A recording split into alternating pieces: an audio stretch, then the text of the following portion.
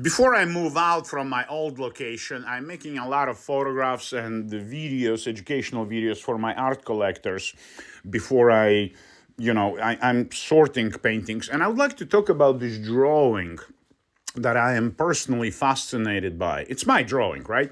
So it started as a figure. This is the process. As a figure, orange figure of a man standing. There is no more man in this figure. Suddenly, the central element, the figure, became irrelevant. What became relevant is a waterfall over here with erotic connotations, with orange moon, which existed, or sun existed at the time when the figure was created. It was a relationship between an artist standing there, nude man actually. I think it was an artist standing over his canvas on the floor.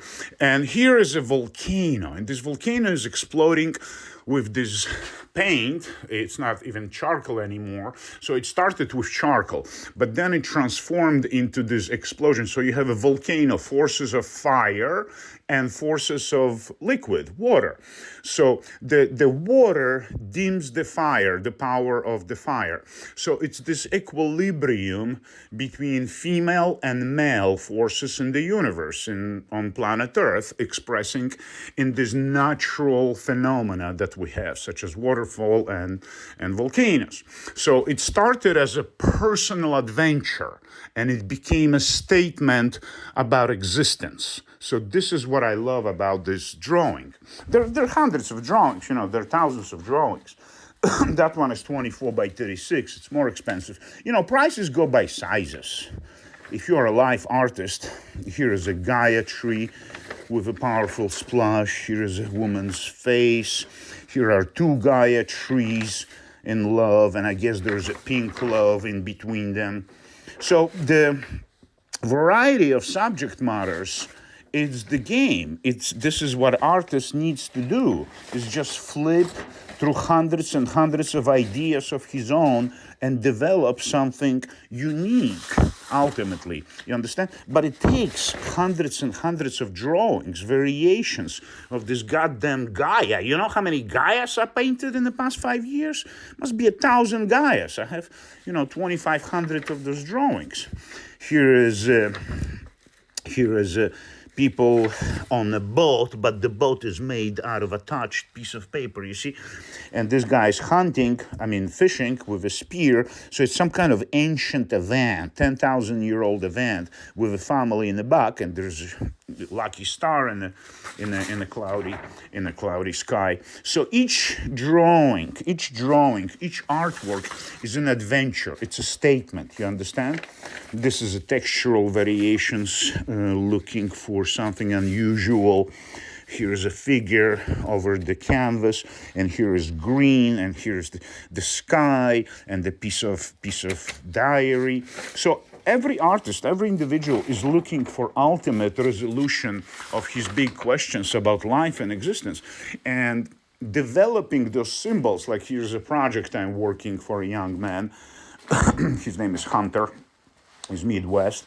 So we're doing something together. So basically, he and I, he's the inspiration. His lifestyle, being young, being involved in many things, anthropology, photography, painting, boxing. So this is the symbolism, the variations that I will be working with to depict things about his life, you understand? So here's another interesting drawing, an artist carrying his painting flat against all odds, It's very important to struggle in life, actually. When you're an artist, you have to struggle with yourself to find exactly what you're trying to say. That's one thing.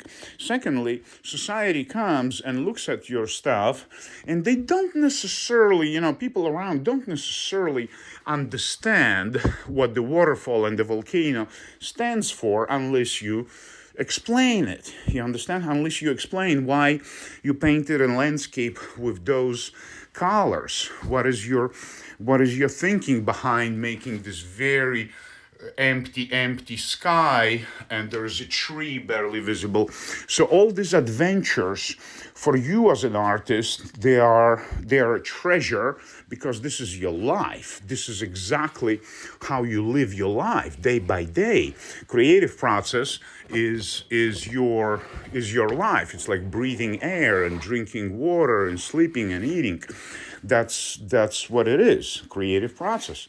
And and to you as an artist, the most important is the actual process. You understand? The actual doing it. It's not the finished result, how it looks like, because how it looks like today, tomorrow, like, this is interesting. I'm looking at it. I haven't seen it for a couple of weeks. It's interesting, you understand? So, but I'm going to pull it out, and I probably might think, oh, maybe a little stars there, maybe a little galaxy, maybe not. Should I make it more busy? Should I add additional novelty element? Should I add another face, another personality to this adventure? Here's an interesting painting, one of the best-selling compositions, I Love My Life, in this particular variation with blue background.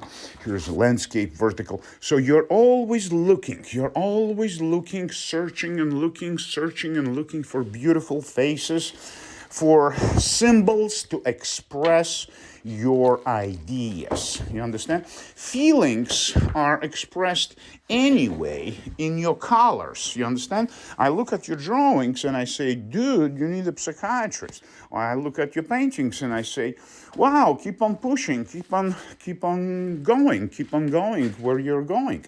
But basically, if you are creative in any means, in any drawing, painting, then just stay creative, because any direction you're going to take in your creative process, whether Apple of Eden, pyramids, moons, big bangs, beautiful faces, cactuses trying to kill each other 5 million years in the future, Big Bang, oh my God, infinite truth written in an ancient rock of wisdom from 7,000 years ago.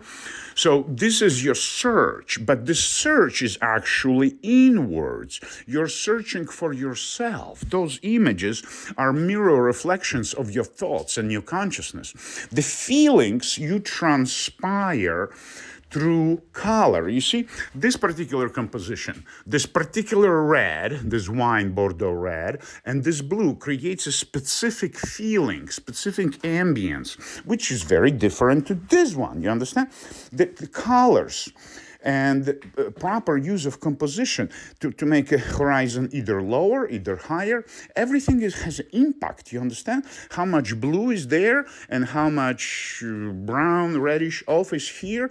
It impacts the ambience, the feeling. You see, there's these two very, very different paintings, the flowers and the landscape, you understand? The landscape is actually more surreal with less elements. It's more minimalistic. There are less elements, you understand?